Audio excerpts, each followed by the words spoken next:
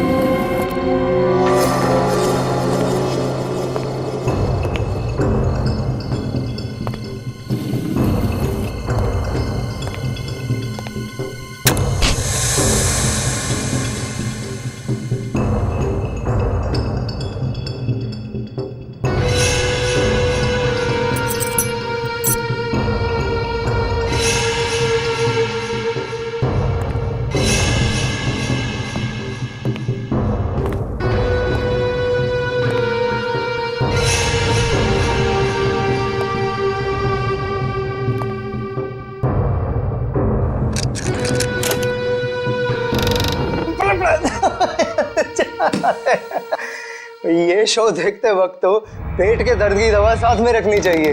हंसते हंसते पेट दर्द हो गया।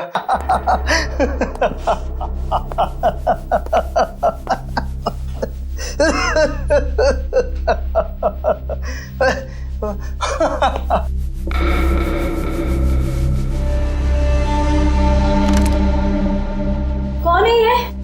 प्रमोद, कौन है ये? बहुत खुशकिस्मत हो तुम।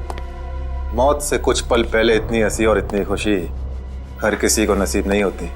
कौन हो तुम? अंदर कैसे आए? मौत को अंदर आने के लिए किसी न्योते की जरूरत नहीं पड़ती है।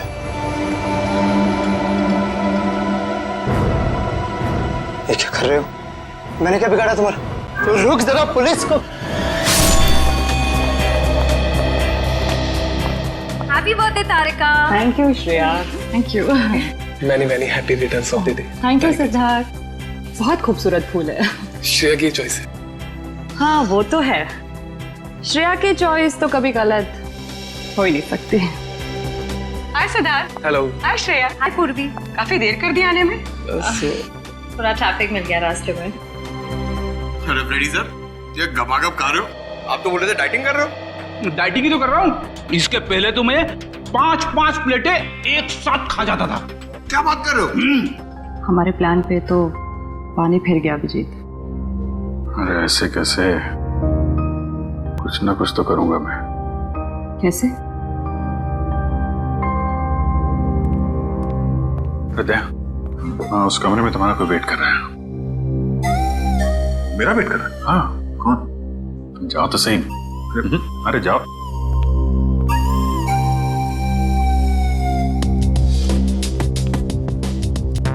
हे सिद्धार्थ, वो तुम्हें मेरी जासूसी नॉवेल्स की कलेक्शन देखनी थी ना?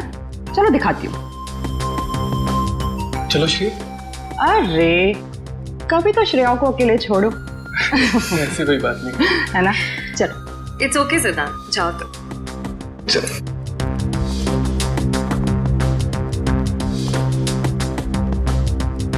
अरे श्रेया, तुम यहाँ? वहाँ कमरे में कोई तुम्हारा वेट कर रहा है। कौन? अरे जाओ देखो तो सही। अरे सर,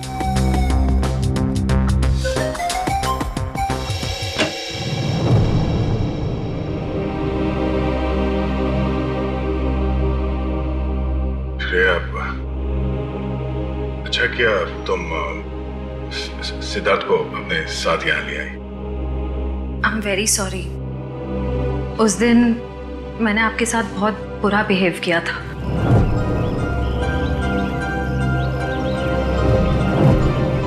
छोड़ो ना, मैं भूल गया हूँ, तुम भी भूल जाओ।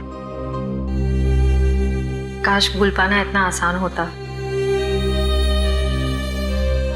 जिंदगी कितनी सिंपल हो जाती है। श्रेया, ये यादें ही तो है जो उदास दिलों को जिंदगी जीने का हौसला देती है। अगर यादें ही ना हो तो जिंदगी कितनी बोरिंग हो जाएगी। तो क्या तुमने सिद्धार्थ से शादी करने का फैसला कर लिया? मेरा दिल कुछ और कह रहा है, दिमाग कुछ और। मैं जानता हूँ श्रेया, हमारे काम में हम दिल की नहीं दिमाग की सोचते हैं, मगर एक बार सीआईडी ऑफिसर ने एक आम लड़की की तरह सोचो, दिल का इस्तेमाल करो, उसकी आवाज सुनो। मेरे दिल में तो एक ही इंसान का नाम गूंजता रहता है और वो नाम है श्रेया। सिद्धार्थ। सिद्धार्थ प्लीज, सिद्धार्थ मेरी बात तो सुनो प्लीज। अब सुनने को बाकी क्या रह गया? पूरी हकीकत मैंने अपनी आंखों से देख ली। तुम दया से प्यार करती हो ना?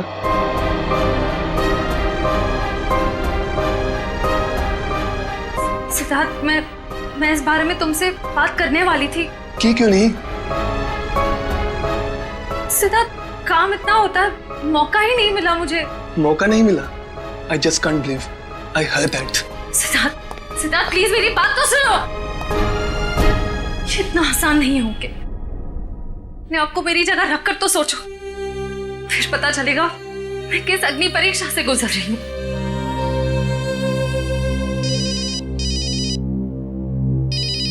हेलो, कौन?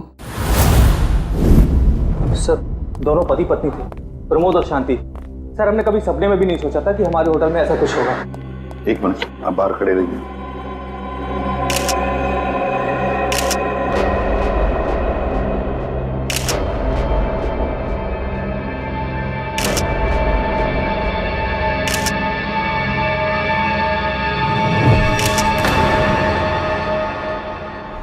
माय गॉड, दोनों की लाशें ऐसी इस अवस्था में।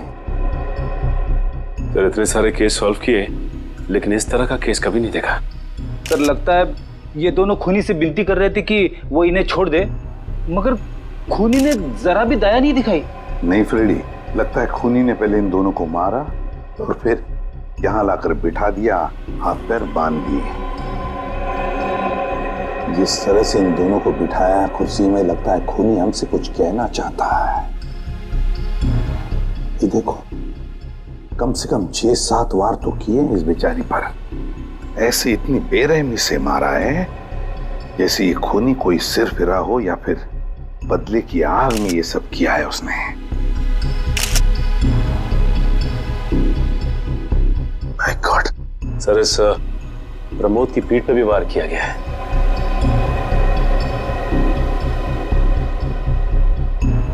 क्या हुआ? सर, इसकी सांसें चल रही है, जिंदा ही। प्रमोद जिंदा है? तुम्हें जल्दी से इसे हॉस्पिटल ले जाओ, इसका जिंदा रहना बहुत जरूरी है। संभाल के चल आजा।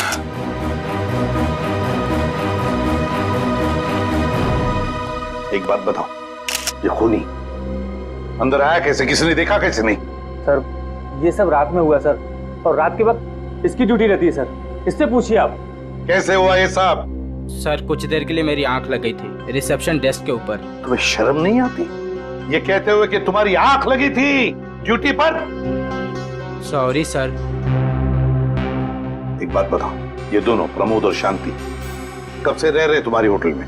सर, पिछले 6 दिनों से रह रहे थे और आगे भी 1 महीने रहने का प्लान था सर। क्यों, कुछ बताया इन्होंने? सर, प्रमोद जी की नई नौकरी लगी थी, नासिक से इस शहर में नए आए थे, उन्हें अपना घर नहीं मिला, इसीलिए होटल में रह रहे थे सर। ठीक है, जाओ। पंच, प्रमोद और शांति, इन दोनों की पूरी जानकारी चाहिए मुझे।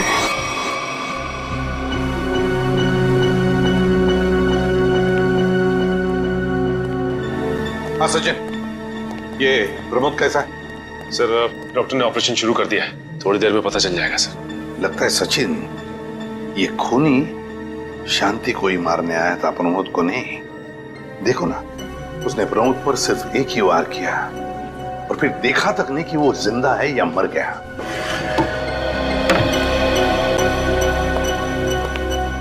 डॉक्टर साहब, कैसा है प्रमोद? हमने प्रमोद को बचा तो लिया है, मगर मगर क्या? वो कोमा में चले गए हैं। कोमा में? लेकिन डॉक्टर साहब, प्रमोद को होश तो आ जाएगा ना? हम तो अपनी तरफ से पूरी कोशिश करेंगे, मगर कुछ कहा नहीं जा सकता। Thank you. कुछ भी हो, प्रमोद होश में आना ही चाहिए। खूनी को सिर्फ प्रमोद ने ही देखा है। डॉक्टर साहब, शांति की लाश से कुछ पता चला? दया, मौत की वजह तो तुम लोगों को क्राइम स्पॉट पे ही पता चल गई होगी। पेट पर चाकू के इतने सारे घाव हैं, उसी की वजह से मौत हो गई बेचारे की। हाँ, वो तो हमें पता चल गया था। उसके अलावा कुछ और? हाँ, एक खास बात। 2 महीने पहले इसका किडनी का ऑपरेशन हुआ था। ये देखो, इसमें फोटो है। किडनी का ऑपरेशन? वंश, पता करो शहर के किस हॉस्पिटल में शांति के किडनी का ऑपरेशन हुआ था। जैसे? और सर, वो क्राइम सीन पे जो खून मिला था वो शांति और प्रमोद का ही है। खूनी ने खून करने से पहले एक एक कदम फूंक फूंक कर रखा है। हाँ, काफी प्लानिंग की है खूनी ने इस जुर्म को अंजाम देने के लिए। उसे पता था कि ये प्रमोद ऑफिस से कितने बजे वापस आता है, और वो होटल के कमरे में पहुंच गया जब दोनों मौजूद थे। पर सर, अगर उसका मकसद शांति को ही मारना था तो वो तो प्रमोद के आने से पहले ही जुर्म को अंजाम देकर वहां से फरार हो सकता था। हाँ, ये बात तो है। मुझे लगता है खूनी ने प्रमोद के ऊपर सिर्फ एक ही बार वार किया, और वो इसलिए क्योंकि वो चाहता था कि वो कोमा में पहुंच जाए और जिंदा लाश बन जाए। सर, लगता है ये खूनी कोई एक्सपर्ट है जो अच्छी तरह से जानता था कि वार कहाँ पे करना है। सर, वो एक्सपर्ट नहीं, मुझे तो सरफिरा लगता है। वरना मारने के बाद इन्हें प्रार्थना की पोजीशन में क्यों बैठा था? कोई तो गहरा कारण है सबके पीछे जो इस खूनी के अतीत से जुड़ा हुआ है। क्या प्रमोद की बीवी का खून हो गया और प्रमोद कोमा में है? जी हाँ। खैर, अब ये बताइए कि पिछले कुछ दिनों से प्रमोद का स्वभाव कैसा था? क्या वो डरा डरा रहता था या कुछ और अजीब बात? नहीं, ऐसा तो कुछ नहीं था। पर हाँ सर, मैंने उनको काम में बहुत सारी गलतियां करते देखा। साफ साफ बताइए, प्रमोद किस तरह की गलतियां कर रहा था? बेसिक अकाउंटिंग की गलतियां। मुझे तो हैरानी हो रही थी कि इतने काबिल और इतने क्वालिफाइड इंसान ऐसे बच्चों वाली गलतियां कैसे कर सकता है कोई। वो तो अच्छा हुआ कि मैंने उनकी गलती देख ली, वरना पूरी अकाउंट शीट खराब हो जाती। सर, मुझे तो लगता है उन्हें काम आता ही नहीं था। ऐसा कैसे हो सकता है? वो जिस कंपनी से आए थे वो तो बहुत बड़ी कंपनी थी, और कोई भी बड़ी कंपनी किसी ऐसे आदमी को अपने यहाँ नौकरी पर क्यों रखेगी जिसे उसका काम ही नहीं आता हो। अब तो इस प्रमोद की सारी कुंडली निकालनी पड़ेगी। तो पति पत्नी प्रमोद और शांति एक नंबर के धोखेबाज थे। इनके सारे सर्टिफिकेट्स और डॉक्यूमेंट्स नकली हैं। स्कूल और कॉलेज हर जगह के। ऐसी क्या वजह हो सकती है जिस वजह से 420 करके ये उस फाइनेंस कंपनी में काम कर रहा था? ये इस प्रमोद को वहाँ काम करके क्या फायदा हो सकता है? इस सवाल का जवाब तो उसी वजह से जुड़ा है निखिल, जिसकी वजह से इस प्रमोद की हत्या की गई। पर वजह जो भी हो, उस वजह का पता तो सीआईडी निकाल ही लेगी। लेकिन सर, हो सकता है इन दोनों का नाम भी नकली हो सकता है। ऐसा भी हो सकता है कि ये दोनों असली प्रमोद और शांति हो ही ना, बल्कि कोई बहरूपिये हों जिन्होंने उन दोनों की जगह ले ली हो सकता है। एक सेकंड। हेलो, हाँ बोल रहा हूँ। हाँ, कौन सा hospital? Okay, thank you so much. क्या हुआ निखिल? हमारा अंदाजा सही निकला। 2 महीने पहले पुणे की मोती हॉस्पिटल में इस प्रमोद की पत्नी का एक ऑपरेशन हुआ था। वहाँ प्रमोद की पत्नी का नाम शांति नहीं बल्कि विनीता लिखा हुआ है। विनीता? मोती हॉस्पिटल, पुणे।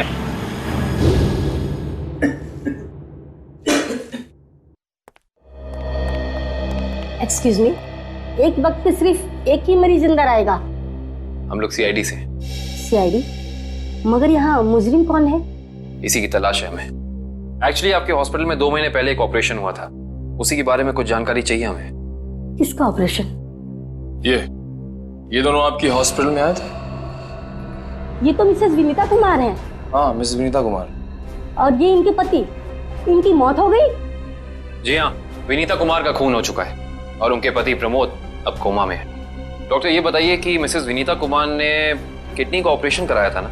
जी हाँ। हम उसके मेडिकल रिपोर्ट्स देख सकते हैं?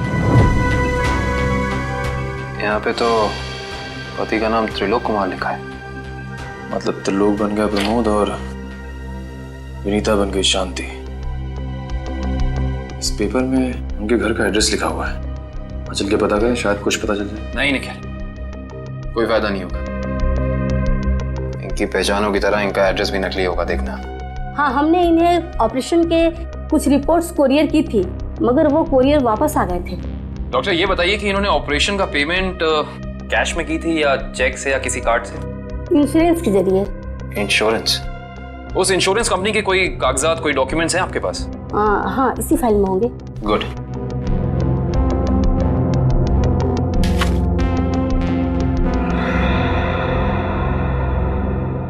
बिज हेल्थ इंश्योरेंस। अंकित, सभी अकाउंट्स और सभी खाते अच्छी तरह से बंद हो जाने चाहिए। कल शाम 5 बजे तक ऑडिटर आ जाएगा। हो जाएगा सर। कभी सपने में भी नहीं सोचा था कि हमारी कंपनी का अंत इतना बुरा होगा। ये किस अंत की बात कर रहे हैं आप लोग? जरा विस्तार से समझाइए। अगर आप अपने पैसे वापस लेने आए हैं तो भूल जाइए, क्योंकि जब तक अदालत अपना फैसला नहीं सुना देती तब तक हम किसी के रुपए वापस नहीं कर पाएंगे।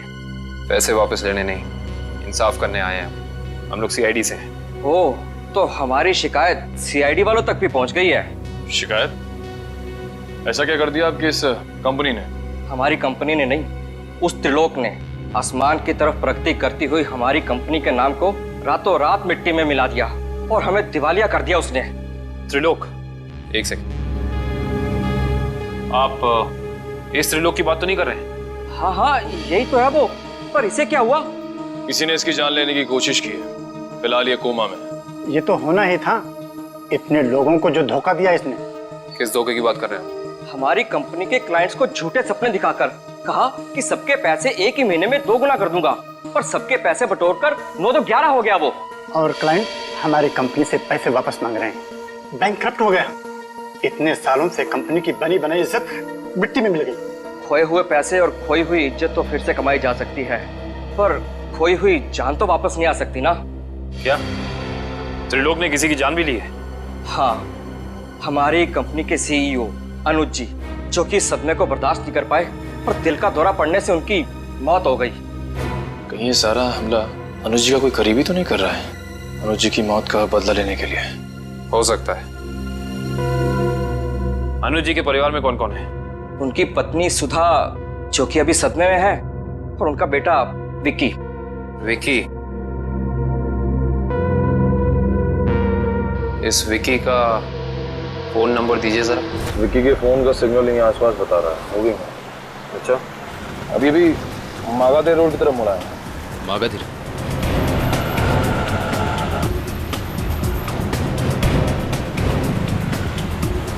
देखो सिग्नल, कुछ पता चला?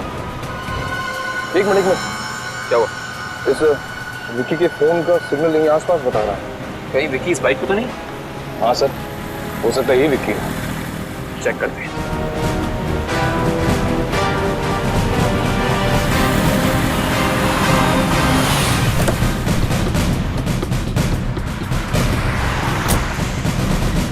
सुनो भाई साहब, तुम ही विक्की हो? हाँ, और ये क्या बदतमीजी है? तुम लोग मेरा नाम कैसे जानते हो? तुम्हारा नाम और तुम्हारे सारे कारनामों के बारे में जानते हैं हम। सीआईडी। सीआईडी? इस शहर में क्या कर रहा है? हा? कुछ काम था, और तुम लोग मेरा पीछा क्यों कर रहे हो? बकवास बंद कर। दो खून करके भाग रहा हो, कह रहा है सीआईडी पीछा क्यों कर रही है? मैंने कोई खून नहीं किया है। अच्छा, त्रिलोक और विनीता का खून नहीं किया तुमने? What? त्रिलोक और विनीता मर चुके हैं? ड्रामा बनकर अपना, पूरा इतिहास है तेरा हमारे पास। उन दोनों ने तुमसे तुम्हारे पिता को छीना, उसका बदला लेने के लिए तुम यहाँ आए हो उनके पीछे। हाँ, मैं बदला लेने जरूर आया था, पर मैंने उनका खून नहीं किया। देख, सच बोल दे, समझा? नहीं, अपनी शक्ल नहीं पहचान पाएगा। मैं सच कह रहा हूँ। मैंने किसी तरह उनके बारे में पता किया। मैं उनके होटल भी गया था, मगर जैसे मैं उनके कमरे की तरफ जा रहा था, मैंने उनके कमरे में एक आदमी को जाते हुए देखा। कौन सा आदमी था वो? उसके चेहरे को ठीक से देख नहीं पाया मैं। तुम्हें जो भी याद है, जितना भी याद है, साफ साफ बताओ। कद लगभग 6 फीट, ओवरकोट पहना हुआ था उसने, और उसके बाल लंबे थे, यहाँ तक। हाँ, और उसने एलिगेटर शूज पहने हुए थे। Alligator shoes? हेलो, एक और खून?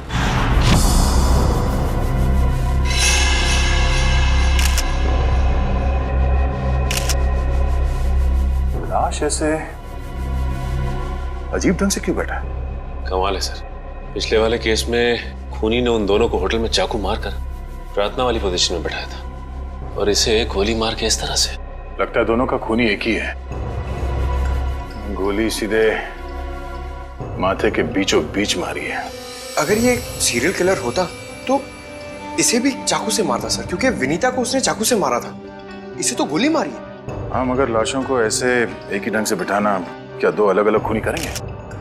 मुझे लगता है दोनों का खूनी एक ही है। और जिस वक्त इस तिग्मांशु का खून हुआ, लगता है खाना खाने ही वाला था।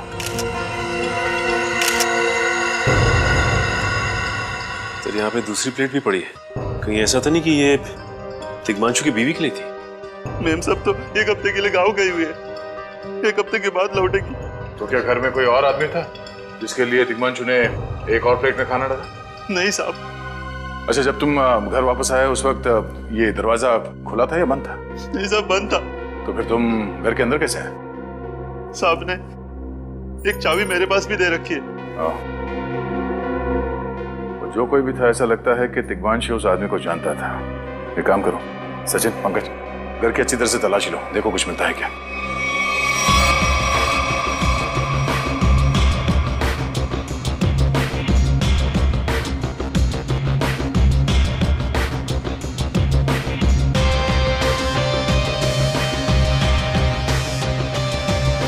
साहब।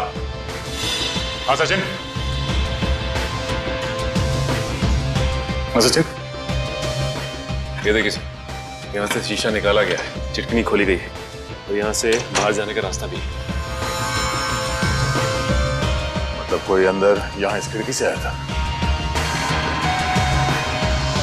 सर, लेकिन इस घर में तो सेफ्टी अलार्म भी है सर। अगर यहाँ से कोई अंदर आया है तो सेफ्टी अलार्म बजना चाहिए था और सिक्योरिटी गार्ड को भी अंदर आना चाहिए था। अब इसका जवाब तो सिक्योरिटी गार्ड ही देगा।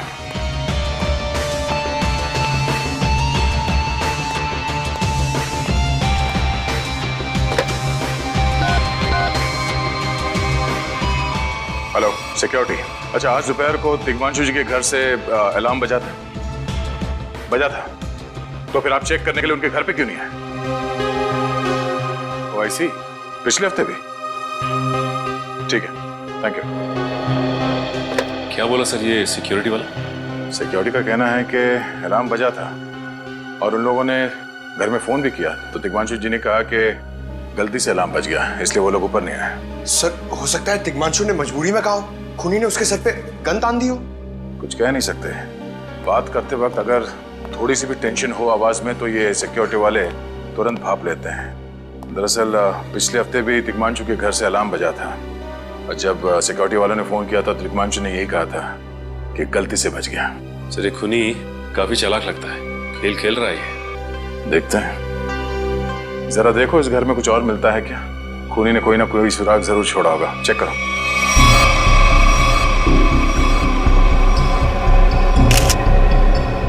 सर एक मिनट सर।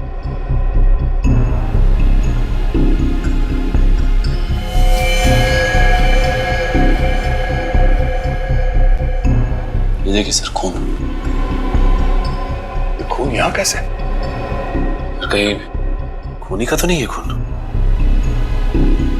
ये तो डॉक्टर सालों के ही बताएंगे। वो खून किसका है ये अभी पता चल जाएगा। तारिक आती होगी रिपोर्ट लेकर के। डॉक्टर साहब, इस तिग्मांशु के बारे में कुछ और पता चला? हाँ। वो कैसे? इसे गोली मारने से पहले बेहोश किया गया था। क्या? इसे बेहोश किया था? इसके खून में मुझे एक खास किस्म की दवाई के अंश मिले हैं जो अक्सर इंसान को बेहोश करने के लिए दी जाती है, और वो दवाई इसे इंजेक्शन के जरिए दी गई थी। ये देखो। सर, बहुत ही अजीब बात है। अगर खूनी इसे मारना चाहता था तो सीधा गोली मारकर इसका काम तमाम कर सकता था, फिर ये जहर की दवाई क्यों दी होगी? और सर, एक और बात पता चली, तिग्मांशु जिस हालात में हमें मरा हुआ मिला था वो एंशिएंट कल्चर के हिसाब से प्रार्थना करने की पोजीशन, खाना खाने से पहले। तो फिर तो शांति और तिग्मांशु दोनों का खूनी एक ही आदमी है। ये खूनी के लिए ये हत्याएं जुर्म नहीं, एक जश्न है। इसीलिए उसने टेबल पे ये प्लेटें सजाई, उसमें खाना रखा, एक अपने लिए और एक तिग्मांशु के लिए। और सर, तिग्मांशु को प्रार्थना की पोजीशन में बैठा के उसने गोली मार दी। सर, मैंने कहा था ना, ये खूनी एकदम सरफिरा है सर। हाँ सर, लगता है ये खूनी अपने आप को बहुत शक्तिशाली महसूस करता है। जिस वक्त इन सबकी गर्दनें झुकी होती हैं उसके सामने, उसे आनंद आता है। नहीं सचिन, खूनी का मकसद लोगों को अपने सामने झुकाना नहीं, बल्कि अपने लिए प्रार्थना करवाना था। क्या मतलब? ये रही उस खून की रिपोर्ट। ये खून ना ही तिग्मांशु का है और ना ही उसके घर वालों का। ये खून उस खूनी का ही है। खूनी का? मगर वहां तो हाथापाई के कोई निशान नहीं मिले। और उस जगह को देख के ऐसा लगा भी नहीं कि तिग्मांशु ने सेल्फ डिफेंस में खूनी के ऊपर हमला किया होगा। वो इसलिए दया क्योंकि ये खून खूनी ने अपने मुंह से थूका था। हमें इसके खून में से इसके सलाइवा के कुछ अंश भी मिले। उसकी तबीयत खराब है क्या? हाँ, वो बीमार है। उसके खून में एथिमोलाइसिन नाम की दवाई का अंश मिले हैं और उसका कीमोथेरेपी हुआ था। इसका मतलब उसे कैंसर है, ब्रेन का कैंसर, लास्ट स्टेज का ब्रेन कैंसर। इसीलिए वो लोगों से अपने लिए प्रार्थना करवा रहा है ताकि उसकी बीमारी ठीक हो जाए। हमारे क्रिमिनल डेटाबेस में चेक करो, पता करो ये कोई पुराना पापी तो नहीं है। नहीं सर, उस खूनी का हमारे क्रिमिनल डेटाबेस में कोई रिकॉर्ड नहीं है। कोई इतिहास नहीं है? नहीं सर। सर तिग्मांशु की पूरी कुंडली निकाल के लाओ सर। प्रमोद की तरह इसकी पहचान भी नकली है। व्हाट? हाँ सर, ये देखिए, उसका असली नाम राकेश है और जिस तरह प्रमोद को 420 की आदत थी, ठीक उसी तरह राकेश भी भोली भाली लड़कियों को फंसाता था शादी के झांसे में। कई लड़कियों ने आत्महत्या की है इस तिग्मांशु और राकेश के चक्कर में। हाँ सर, शादी के बाद उनके पैसे लेके ये गायब हो जाता। सर इसका मतलब खूनी ने 2 ऐसे लोगों को मारा जो पहले से मुजरिम थे। शायद उसने सोचा होगा कि मरने से पहले कुछ अच्छे कर्म कर लूं। नहीं श्रेया, जरूर कोई रिश्ता रहा होगा उसका इन दोनों अपराधियों के साथ। पता करो इन दोनों अपराधियों का केस किस पुलिस स्टेशन में फाइल किया गया था? सर, ब्रेन कैंसर के जितने भी पेशेंट्स हैं शहर में, उन सबकी लिस्ट मिल गई है सर। कुल मिला के ऐसे 50 पेशेंट्स हैं, जिसमें से 10 पेशेंट्स ऐसे हैं जो कैंसर की लास्ट स्टेज पे हैं। उनमें से 4 औरतें हैं, बचे 6। हाँ सर, और इन 6 में से 4 ऐसे हैं जो 70 साल से ऊपर के बुजुर्ग हैं। अब बचे 2, ये उदय और भानु। तुम इन दोनों से मिले? हाँ सर, ये उदय 6 महीने से हॉस्पिटल में है। और भानु? भानु सर 1 महीने से हैदराबाद में। ये कैसे हो सकता है सचिन? अगर वो मुजरिम इसी शहर में है तो कहीं ना उसका इलाज चल रहा होगा ना कहीं से वो दवाई खरीदता होगा। वांची सर, इस शहर में जितने भी केमिस्ट है जहाँ पे ब्रेन कैंसर की दवाइयाँ बेची जाती है, उन सब की लिस्ट चाहिए मुझे। सब पता चल गया। त्रिलोक और राकेश दोनों के खिलाफ एक ही थाने में केसेस दर्ज किए गए थे, जगतपुरी थाने। इस केस का पूरा इतिहास जगतपुरी थाने से ही पता चलेगा। Excuse me. यस। आपकी दुकान पे ब्रेन कैंसर की दवाइयाँ बेची जाती हैं? जी हाँ, हमारी दुकान उन चुनिंदा दुकानों में से है जहाँ ये दवाई आपको मिलेगी। वैसे ये दवाइयाँ बहुत कम लोग खरीदते होंगे नहीं? जी बहुत महंगी है एक्चुअली। अच्छा, जो लोग ये दवाइयाँ खरीदते हैं उनकी लिस्ट मिल सकती है हमें?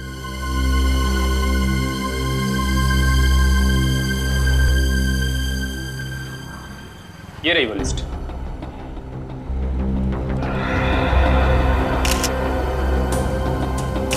तपन, उदय और नितिन, ये तीनों लोग तो उस मरीज की लिस्ट में थे। अच्छा, आपको पूरा यकीन है कि इनके अलावा और कोई नहीं आता ये दवाई लेने के लिए? जी नहीं, लेकिन हो सकता है कोई गैर कानूनी तरीके से ये दवाई खरीद रहा हो। ये दवाइयाँ काफ़ी महंगी है ना, आम आदमी इसका खर्चा नहीं उठा सकता। अच्छा, आप किसी ऐसे आदमी को जानते हैं जो ये गैर कानूनी काम करता है? एक आदमी है, आंद्रे नाम है उसका। प्यार से लोग उसे एंडी कहते हैं। ये जो ज्वाला रोड पे पब्लिक पार्क है ना, अक्सर वहीं मिलता है। कांस्टेबल सुनील। ऐसा? आप सीआईडी से ही हैं ना? हाँ, हमारी बात शायद आप ही से हुई थी। साहब बताइए, कांस्टेबल सुनील आपके लिए क्या कर सकता है? सुनील जी, हाल फिलहाल में इस रिकॉर्ड रूम में कोई चोरी वगैरह हुई थी क्या? चोरी नहीं तो सर, अब यहाँ भला कोई चोरी कैसे करेगा? सुनील, फिर आप एक हेल्प कर सकते हैं हमारी। हमें 2 मुजरिमों की फाइल चाहिए। एक का नाम है त्रिलोक कुमार और दूसरे का राकेश भिवेन। 1 मिनट सर, क्या नाम बोले? राकेश? राकेश भिवेन।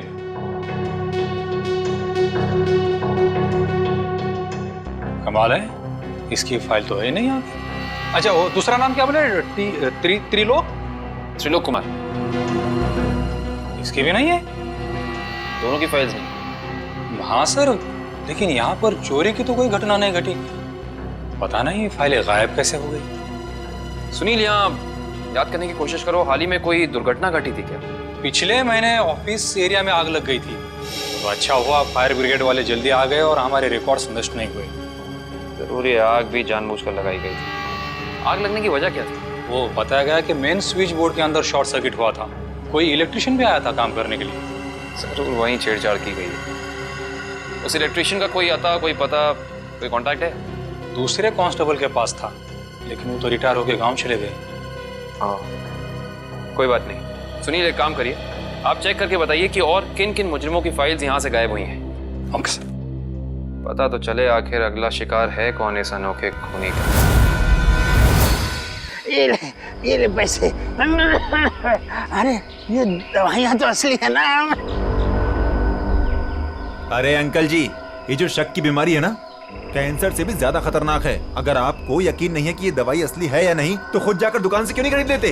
अरे तुम तो बुरा मान गए, मैं तो बस ऐसे ही पूछ रहा था, मेरा मतलब वो नहीं। जानते हो, इस तरह से दवाइयाँ बेचना और खरीदना दोनों गैर कानूनी है। बाकी तुम्हारा कोई फायदा नहीं है। मैंने सुना था कि सीआईडी बड़े बड़े केस हैंडल करता है। मैं तो छोटा मोटा चोर हूँ, जाने दो ना साहब। हाँ मिस्टर छोटे चोर, ये बताओ कि तुम्हारे पास से ये दवाइयाँ खरीदने के लिए कोई ऐसा आदमी आता था जो 6 फीट लंबा था और लंबे लंबे बाल थे उसके, और वो एलिगेटर वाले शूज पहनता था? हाँ, वही जो आगे से नुकीला होता है। हाँ, आया था चिराग। आप लोग चिराग को ढूंढ रहे हो? हाँ। कहाँ मिलेगा ये चिराग? चिराग? लगता है चिराग घर पर नहीं है। कमरे अच्छी तरह से चेक करो, देखो कुछ मिलता है क्या।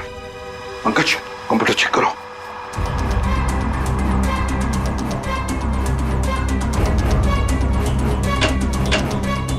सर, ये देखिए, पूरी अलमारी गन्स और चाकू से भर रखी इस चिराग ने। My God. सर, हाँ, अंदर के कमरे में से ये खून से भरे हुए कपड़े मिले। पुलिस रिकॉर्ड रूम से फोन है। देखो। हेलो जी, कहिए। कौन? संदीप, स्वाधीन और हेमंत। ओके, ठीक है। कौन है ना? सर, त्रिलोक और तिग्मांशु की तरह इन तीनों की फाइल भी चोरी हुई है पुलिस रिकॉर्ड रूम से। मतलब अभिजीत, अब ये चिराग इन तीनों में से किसी एक को मारने वाला है। सर एक सेकंड, ये देखिए सर, इस कंप्यूटर की फाइल में इन तीनों की फाइल है। सर, ये तीनों भाई हैं और बदमाश भी हैं, और इन्होंने 3 खून किए हुए हैं सर। सर, यहाँ पे 2 एड्रेस है, एक चीकूवाड़ी और एक चारको। चारको पर चीकूवाड़ी। एक काम करते हैं अभिजीत, हम दोनों चीकूवाड़ी चलते हैं और तुम लोग तीनों भी चारको चले जाओ। Yes sir. हाँ सर। चलो अभिजीत।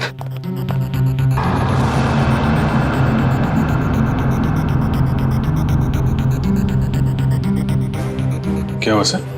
अभिजीत, ये पेन, ये मेरा पेन है अभिजीत। आपका पेन? यहाँ पे कैसे सर? ये पेन मैंने जग्गा को दिया था, जग्गा को। जग्गा सर? वो आपका खबरी? हाँ अभिजीत, मेरा खबरी। मगर जग्गा तो मर चुका है सर। हाँ अभिजीत, तो मर चुका है, लेकिन जिस खून में तलाशी करने में मदद की थी जग्गा ने हमारी, उस वक्त वो खून भी इसी तरह हो रहे जैसे आज हो रहे हैं। खून करने के बाद लोगों को प्रार्थना की पोजीशन में रखा जाता है। चलते हैं सर। नहीं अभिजीत, क्योंकि अभिजीत जिस तरह से वो खून किए जा रहा है, लगता है मुझे संदेशा भेज रहा है, तो मुझे मिलना चाहता है अकेले में।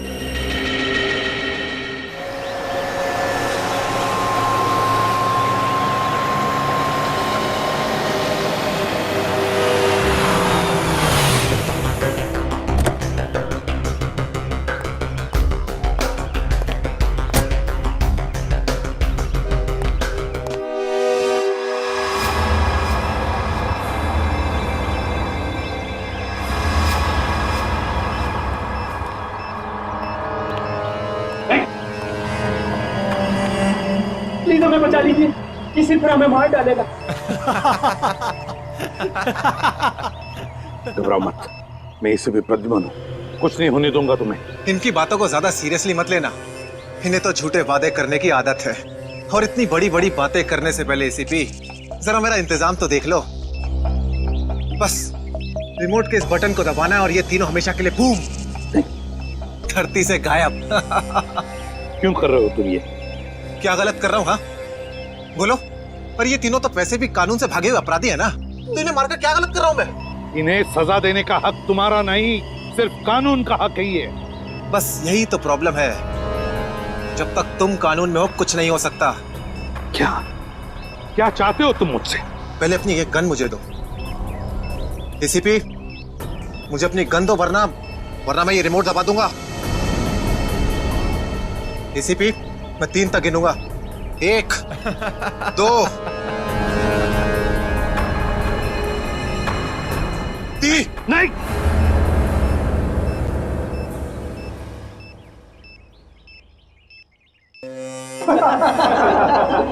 बहुत अच्छे, बहुत अच्छे। तो तुम जानना चाहते थे ना कि मैं तुमसे नफरत क्यों करता हूँ? हाँ। जग्गा खबरी का नाम ध्यान है? याद है मुझे। मैं उन्हीं का बेटा हूँ।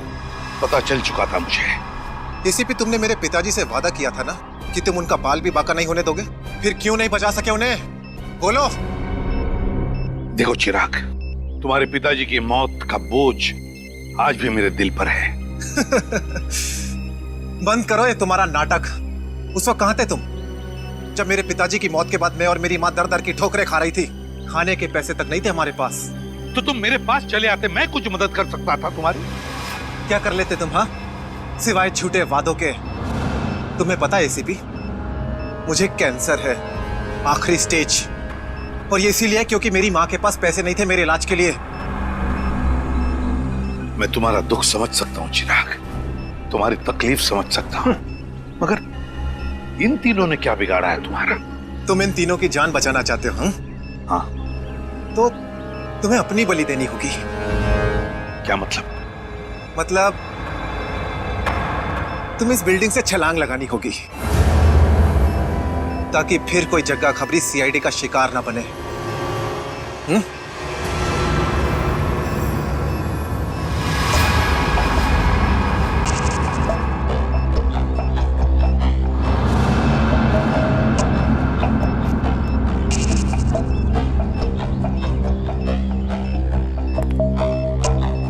ठीक है, मंजूर है।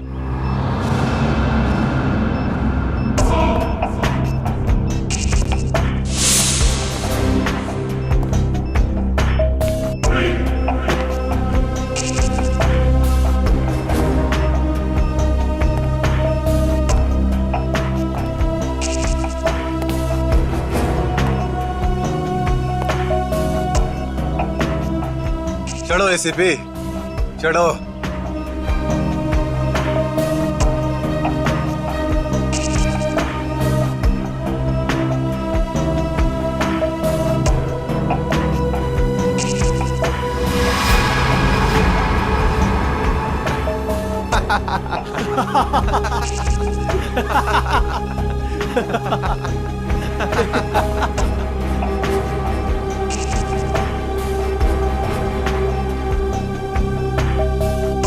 ऊपर जाकर मेरे पिताजी से माफी जरूर मांग लेना। क्या हुआ, मौत को इतना नजदीक देखने से पांव कांपने लगे? एसीपी आज तक अपनी मौत को अपनी हथेली पर लेकर ही चला है, समझे? मौत से कभी डरा नहीं है वो।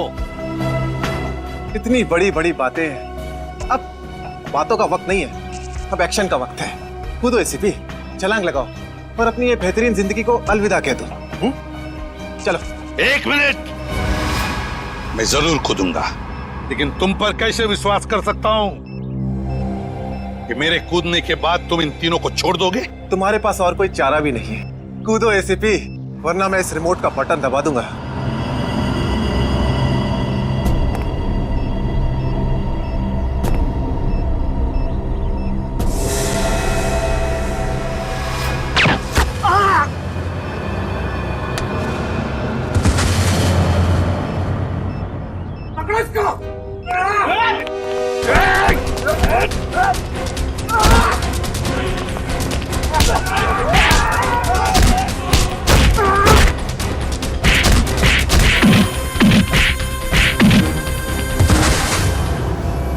बस मिस्टर चिराग, बहुत चला लिया न्याय की अदालत। सीआईडी का काम सीआईडी को सौंप दो। रेडी? पंकज, उन तीनों के शरीर से बॉम्ब हटा दो संभाल के। और तुम मेरे दोस्त, मेरा खबरी जग्गा के बेटे लगते ही नहीं, उस बेचारे ने तो अपनी जान कुर्बान की हमारी मदद करने में, कानून की मदद करने में। मगर तुम, लानत है तुम पर, जैसे घटिया काम करने निकले थे। दो खून किए तुमने, तुम्हें तो शायद फांसी ही होगी, फांसी।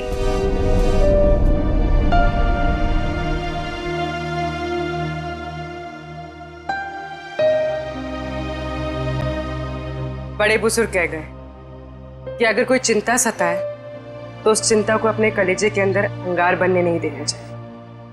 कलेजा जल जाता है। मुझे कोई चिंता नहीं सता रही है। In fact I think I am the luckiest girl in the world right now. CID में सब मेरे काम से खुश हैं। मेरे पास तुम दोनों जैसे दोस्त हैं। मेरी शादी होने वाली है। एक लड़की को और क्या चाहिए होता है? शायद प्यार। प्यार भी तो है ना मेरे पास। मम्मी पापा का प्यार, दोस्तों का प्यार और सिद्धार्थ का प्यार। जुबान की बात दिल से मेल नहीं खा रही है श्रेया। मतलब ये कि दिल की बात जुबान पे लाने का वक्त आ गया है श्रेया। वो श्रेया कहाँ गई? हाँ, जो अपने सारे डिसीजंस खुद लेती थी, जिसे पता था कि उसको अपनी जिंदगी में क्या चाहिए। हाँ श्रेया, अब वक्त आ गया है। तुम्हें किसी एक को चुनना ही होगा। और अगर तुमने एक स्ट्रॉन्ग डिसीजन नहीं लिया ना, तो उसका असर तुम्हारी जिंदगी पर नहीं, बाकी 2 जिंदगियों पर भी पड़ेगा। मैं क्या डिसीजन लूं? किसे चुनूं? उस इंसान को जिसे मैं बहुत प्यार करती हूं, पर उन्होंने कभी अपने प्यार का इजहार नहीं किया, या शायद वो मुझसे प्यार करते ही नहीं, या फिर उस इंसान को जो मुझसे बहुत प्यार करता है, मुझे पलकों पर बैठा कर रखता है। मगर यहाँ पे इम्पोर्टेंट सवाल ये है कि तुम किससे प्यार करती हो? नहीं तारिका, यहाँ ये बात इम्पोर्टेंट है कि अब मैं पीछे नहीं हट सकती। मेरे किसी भी डिसीजन से ना सिर्फ सिद्धार्थ को, बल्कि उसकी और मेरी फैमिली को बहुत दुख होगा। बच्चों जैसी बातें मत करो श्रेया। हर माँ बाप चाहते हैं कि उनके बच्चे को जिंदगी की हर खुशी मिले। तुम सिद्धार्थ के साथ खुश नहीं रह पाई तो क्या अंकल आंटी खुश रह पाएंगे? और अगर तुम खुश नहीं रही तो क्या सिद्धार्थ खुश रह पाएगा? तुम्हारा एक कदम श्रेया बहुत सारी जिंदगियों को अफेक्ट करेगा। तुम बस दिल से काम लो। देखो, दिल हमेशा सही रास्ता दिखाता है। ठीक है, अब से मैं अपने दिल की बात सुनूंगी। अगर मैं किसी भी कदम पर कमजोर पड़ जाऊं तो तुम दोनों को मुझे सही रास्ता दिखाना होगा। हाँ, लेकिन एक शर्त पे। कैसी शर्त? तुझे आइसक्रीम खिलानी पड़ेगी। Of course.